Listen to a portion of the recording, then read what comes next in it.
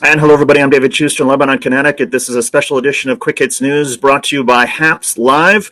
We've got just 20 days until the election, and we're going to talk tonight about the mood of the country. There's a new survey out by Gallup. 14% say they are satisfied with the direction of things in the United States. 85% say they are dissatisfied. We also think that there's mood in the country. You can detect it by looking at the world of sports. So pleased to be joined tonight by Julia Sun. She is a journalist who also contributes to Quick Hits News. Julia, how you doing tonight? Hey, I'm doing great. It's great to join you tonight. You know, Julia, I want to start by so many people say, well, what is this Quick Hits News thing that you guys do? And I try to describe it as, a bunch of journalists who come together and we sort of do a broadcast. But we actually have a piece of videotape that I'm going to play for folks and see if this helps explain it. Hold on one second. Here we go.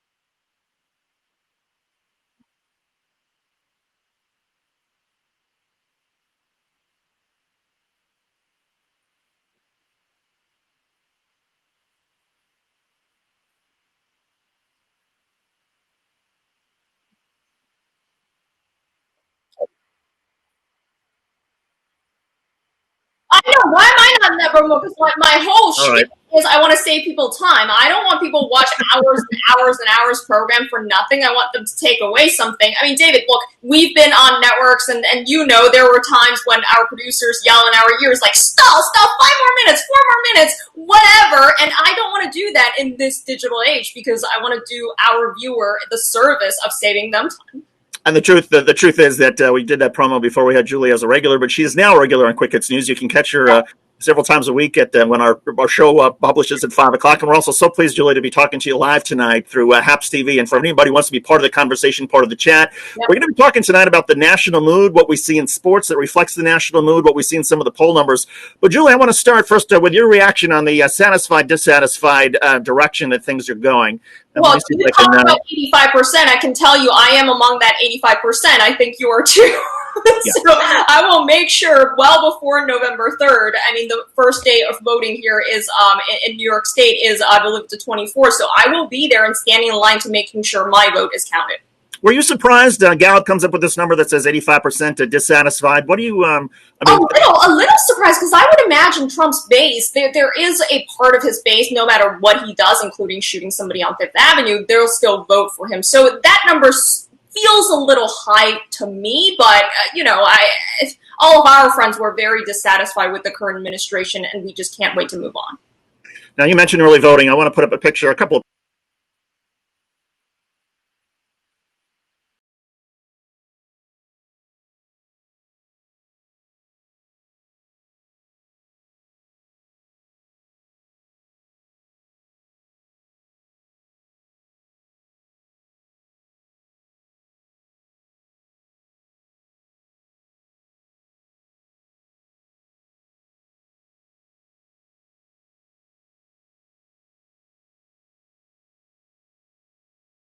Republicans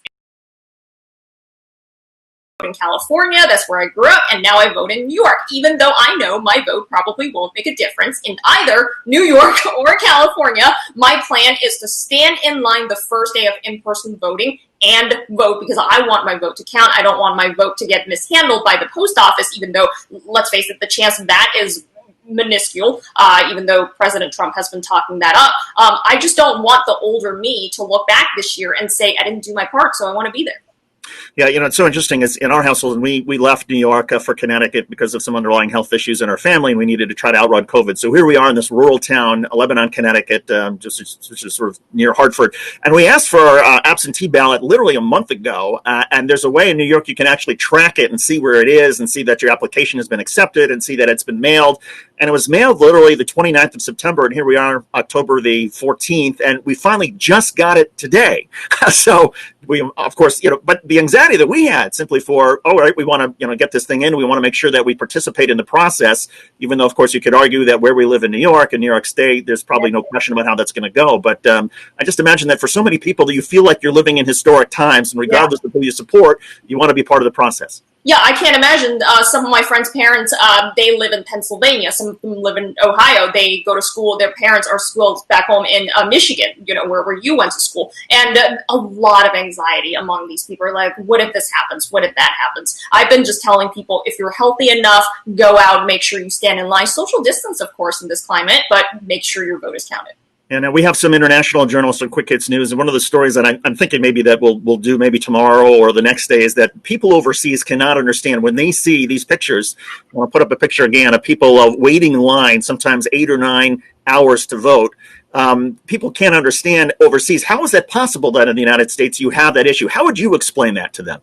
Well, I would explain that our founding fathers and so many generations before us worked so hard to fight for our right to vote. I'm not going to squander that, especially with this administration. 85%, again, a little high, but vast majority of people are not happy with this. So this is our way to exercise our civic duty. So I'm going to explain it that way. We have this right. I'm going to use it.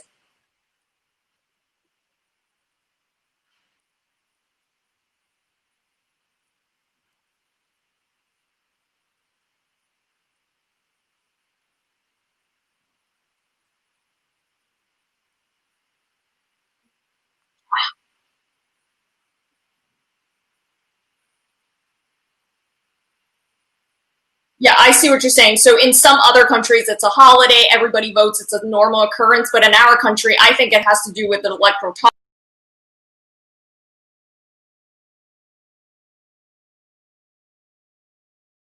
they were like, well, I vote in a red state, I vote in a blue state. It's not going to swing either way, so why bother? And this year, things are looking a little different. And if anything, we learned from back in 2016 was polls. Well, they're great, but they're not always accurate. So to make sure we do our part, we'll be there. Yeah, we're talking to Julia Sun. She is a journalist who covers all sorts of different things. She's one of our regulars on Quick Hits News. And by the way, this is a special broadcast on HAPS TV. This is a system where Julia and I, journalists can simply talk to each other through our computers, through iPhones, laptops, put up some pictures, put up some sound, as we did at the top of the show, explaining what Quick Hits News is. Julia, I want to take advantage of this and play a clip that we talked a little bit about on our show earlier today, and that is Donald Trump in his plea in Pennsylvania yesterday. He apparently has been told that he's got an issue with suburban voters, suburban women rather, that they have an issue with him, that his numbers are way off of what they were in 2016 in terms of women in the suburbs. And so here's how Donald Trump tried to win them over when he was in Johnstown, Pennsylvania. Watch.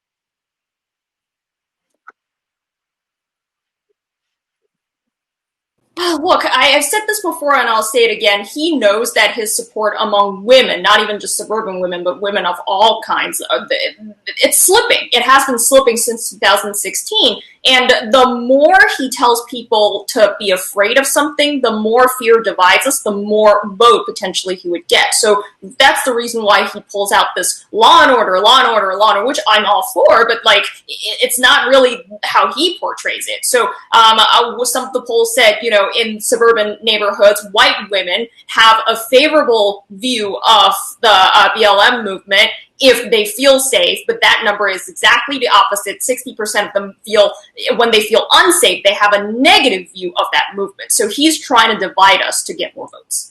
And I think, look, if Donald Trump was so concerned about the suburban women, perhaps he should have started with his debate when his sort of aggressive interruptions put off so many suburban women, perhaps a lot more than Donald Trump's sort of theory about Black Lives Matter, or people coming to the suburbs and burning down neighborhoods. I just feel like people get a more visceral reaction from him than they necessarily do from whatever sort of concept he's trying to get across. But in any case, for anybody who wants to join the conversation, we're talking to Julia Sun. This is a special live edition of Quick Hits News over HAPS TV. A couple of comments, live chat's already coming in. We have a Remember 2016 from, looks like Renegade.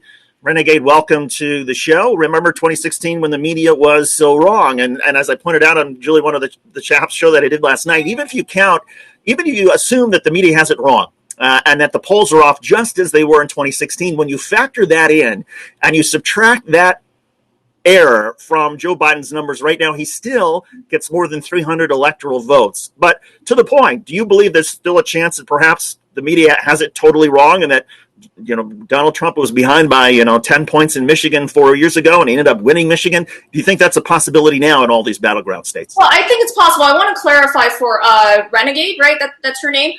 Media was not wrong because we just reported the facts. We reported whatever the poll numbers said. The polls were wrong. I give you that, but we were not wrong.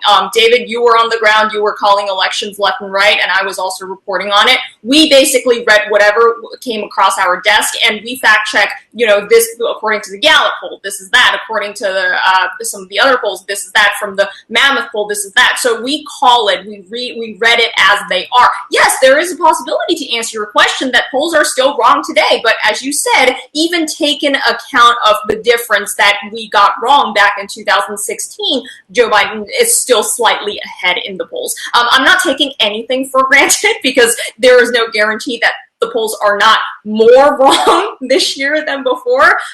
This is why I keep advocating do your part and go vote. Go vote. You have a sense, Julia, in terms of, look, we're 20 days out. There's obviously a lot of suspicions about the polls. There's a lot of suspicions about mail-in ballots in the system and whether the Postal Service can handle this. There's some surveys that suggest like 2 out of 3 people who vote early are Democrats. 2 out of 3 people who are going to show up on Election Day will be Republicans. You have a sense in terms of when we talk about media responsibility, how you envision most of the mainstream broadcast media handling it on the night of November 3rd? I don't think we're going to be able to call the election on November 3rd. The responsible way to go, in my opinion, is to say, okay, we'll call the states that we already know. We'll know California. We'll probably know Kansas, Ohio. I mean, not Ohio, but Iowa, one of those Midwestern and Southern states that always gone Republican. But other than that, maybe we couldn't call Pennsylvania. Maybe we couldn't call Wisconsin. Maybe we couldn't call Minnesota or Arizona. In that case, we'll just have to leave it as it is. And I think equally, I would ask the presidential candidates to assure their supporters, hey, don't call the election yet. We don't know the result yet. Stay put. Yeah, Which he was asked to do that during the first presidential debate. Remember that? But he refused to do that. Yeah. Pretty interesting comment here. I think the main, this is from Brett. I think the main blame on the media in 2016 was the general lack of critical investigation about Trump and what he represented. And I actually think that's a fair point, that the media didn't quite understand the populism that existed in 2016, the feeling. And here's my theory about this. Is that, I mean, as you've covered, Julia, we are going through such transformations in terms of our society. I think there was a poll that came out from Oxford that found that like half of all jobs that exist now will not exist 20 years from now. And we won't have names for many of these new jobs that will be created. And we're seeing that in community after community because of technology and modernization, that so many jobs are disappearing and transferring so quickly that it's left a lot of people just flummoxed by it all. And this sense of uncertainty that so many communities have led people to think, well, the system must be rigged, because certainly there's some billionaires and very wealthy people that are doing well, and Washington seems to be just fine, but in my community it's terrible. And I wonder if that populism, which was so evident in the Bernie Sanders campaign in 2016 and Donald Trump in 2016 as well, was something that perhaps the media did miss back then. I think more or less definitely missed the Donald Trump part, because like it or not, most people who are in the anchor chair, right, have a higher education. They have master's degrees, most of them. And people, Donald Trump supporter, they're mostly, I mean, I don't want to call it like generally, but a lot of non-college graduate male. They are Donald Trump's, diehard base supporters, and they don't really talk to the reporters or the journalists or even the TV host, right? So yes, we did miss that. But Bernie Sanders, I feel he was pretty well covered because the media, sure, there is a left-ish tendency. So I personally feel, especially in New York, Bernie Sanders movement and the AOC movement was very well covered. I want to talk about sports because this is something that you spend a lot of time on covering, and I'm putting up a picture now, if it'll go up. Let's see, of the Miami Dolphins Stadium. And it's, they're limiting sort of the attendance there. But the reason I'm putting this up is because the governor of Florida has now suggested that if they want to fill it with 65,000 fans, they can.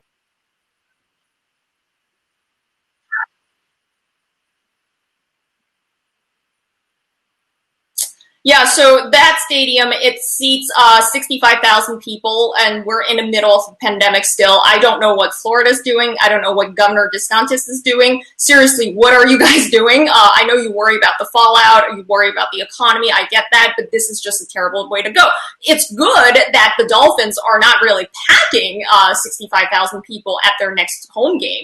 They're going to go with a 20% capacity, so that's 13,000 people. I just really don't know where Florida is going with this.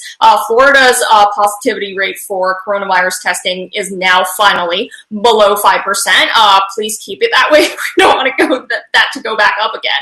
And seriously, I want to watch sports as much as the next guy or gal. However, we don't have a vaccine yet. We talked about how Eli Lilly's trial is being delayed, so on and so forth. It's just too early to bring the game back. I will always advocate for the athletes, and I can tell you that among the athletes that I've spoken to, nearly nobody would ever want to sit out any games if he can go out in the field and play, right? They love sports, duh. That's why they're doing it. They just can't say no. And even if their health and safety are at risk, they would still want to be out there if their teammates are out there. This means we need responsible team managers more than ever, and I'm just so sad to say the NFL is not getting that. The NBA has done a splendid job on that front. To me, this is the kind of leadership that we really need in this environment for the sake of the athletes and all the sports fans, viewers alike. Adam Silver, even though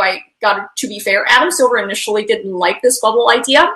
He said it was going to be a logistical nightmare. It kind of was, but it worked, right? After 107 days and 172 games and thousands and thousands of coronavirus tests in Florida, hot zone again, it worked beautifully, and that's what's amazing about it. It's their teams, their league, of course, the referees, the partners, the vendors, and media.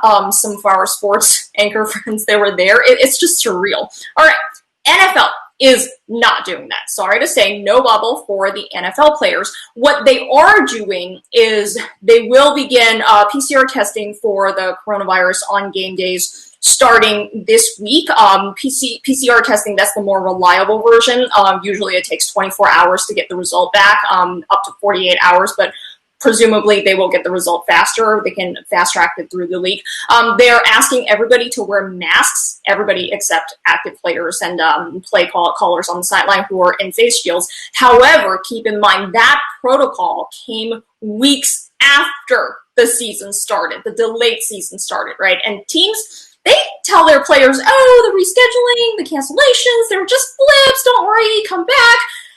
I don't know if they believe that for themselves. For the players, this is toxic on so many levels, and I can just fill your whole show about this. I go to YouTube.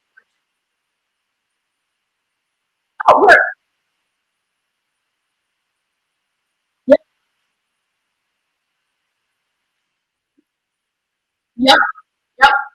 Yeah, they did. They did because some people tested positive and they're like, well, it's just a blip. We're going to take it back. We're going to bring it back. Everything's going to be back to normal. But I don't know. I saw a coach was talking on ESPN the other day, and he said, well, I'm telling the players to be tough, to tough it up, be ready for anything. Sure, coaches tell players to be tough all the time. That's a normal ask and nothing unusual about it. But what's unusual in this case is this is not a competition between players. This is not a competition between humans or teams even. This is humans against the coronavirus. And I just want to ask, can we please get some responsible leadership in sports for the sake of the players?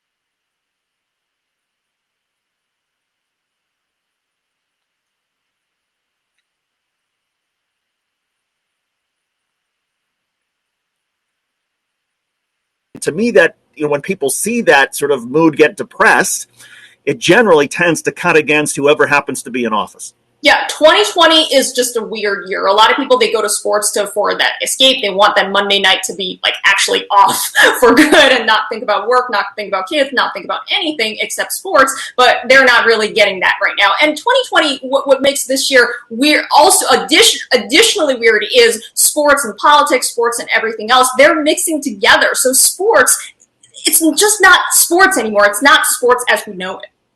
Yeah, a lot of questions on the live chat. We had somebody who asked a short time ago, and this isn't a sports related question, but I'll ask it to you anyway. Is Joe Biden going to pack the Supreme Court? You have an opinion on that, Julia?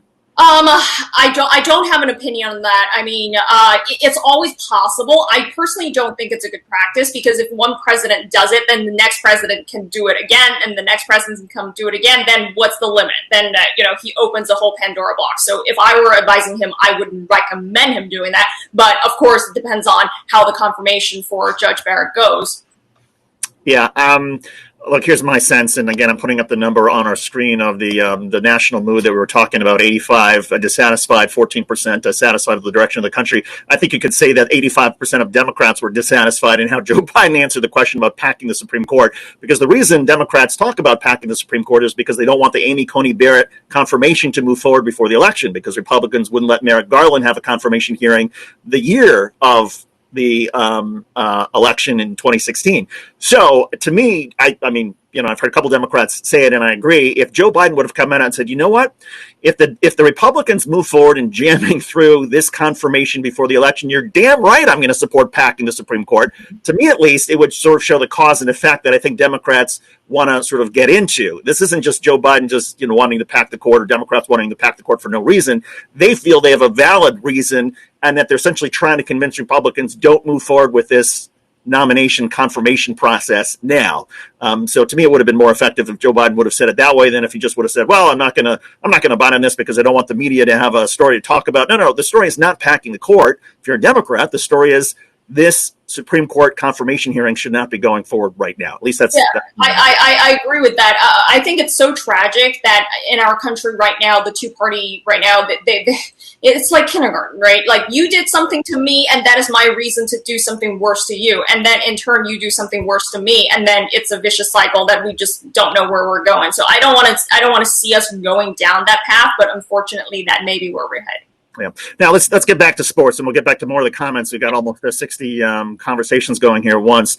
There's an interesting story involving Billy Beane. He is first, you explain who Billy Beane is. He's with the Moneyball, the movie with Brad Pitt. Go ahead, take it away. So Brad Pitt, I think he was so hot in that movie, and that means something when I say it, because I don't think Brad Pitt is a hot person in real life.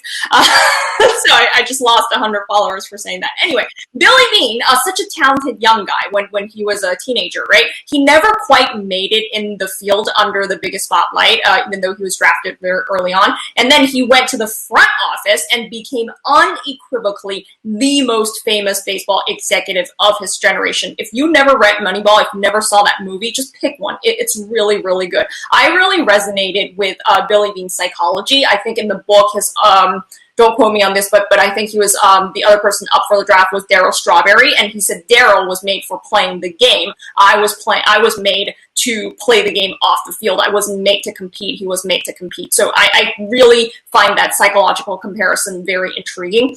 He, of course, right now, he is the most famous executive of his generation, and he completely invented scouting. He has a stake in the Oakland A's, the team that he took very much forward, right? And he's lesser known fact, this is where the news came out, is the lesser known fact is Billy Beane is also the co-chair of this company called Red Ball Acquisition Corp.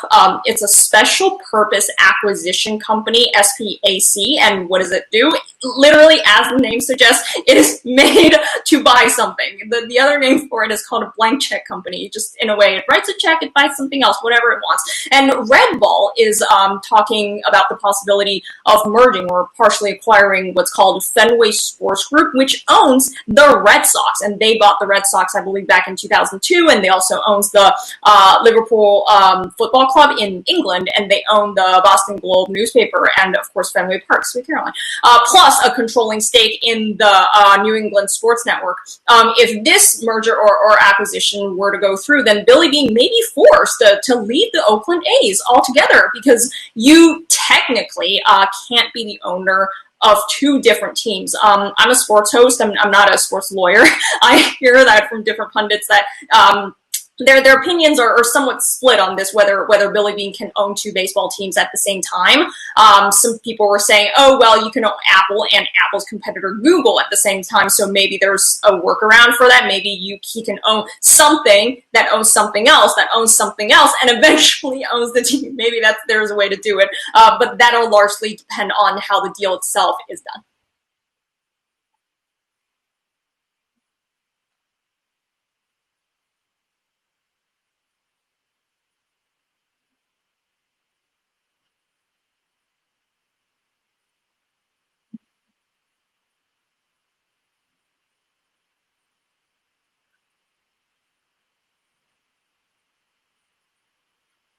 Mhm.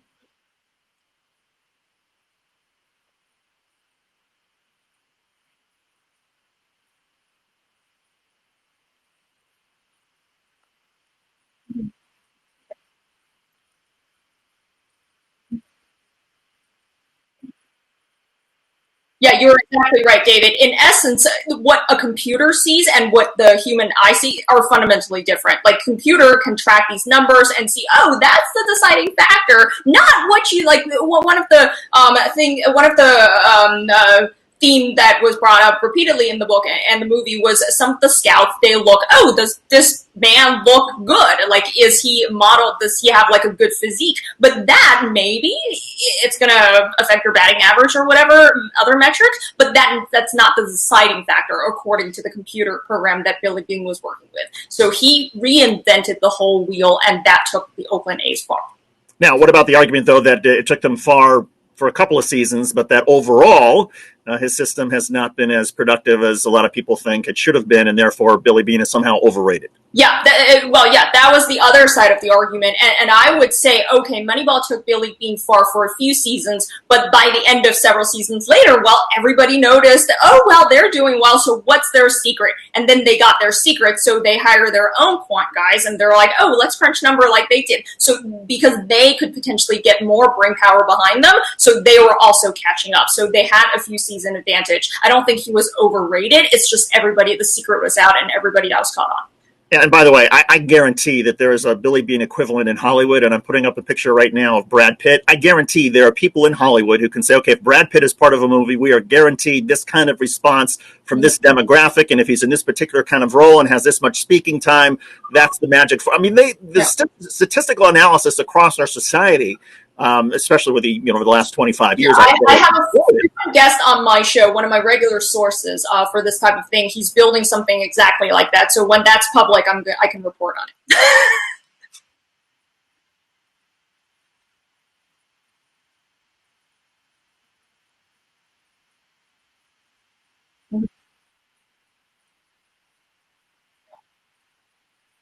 Yeah,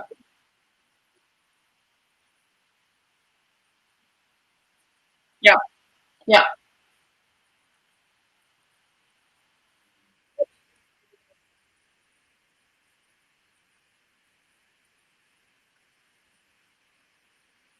In the 10 o'clock hour, I believe that the broadcast networks, the wire services, Reuters, Associated Press, will be declaring that Joe Biden has beaten Donald Trump, that he's got more than 270 electoral votes, that he will be the 46th president of the United States. There are also people, though, and I think they make a good case as well, although I don't necessarily buy it, who say no, because of the way votes are coming in, because of how long it's going to take in some states to count all those absentee ballots, that we're not going to know for several days. Now, you have a sense in terms of how this may go?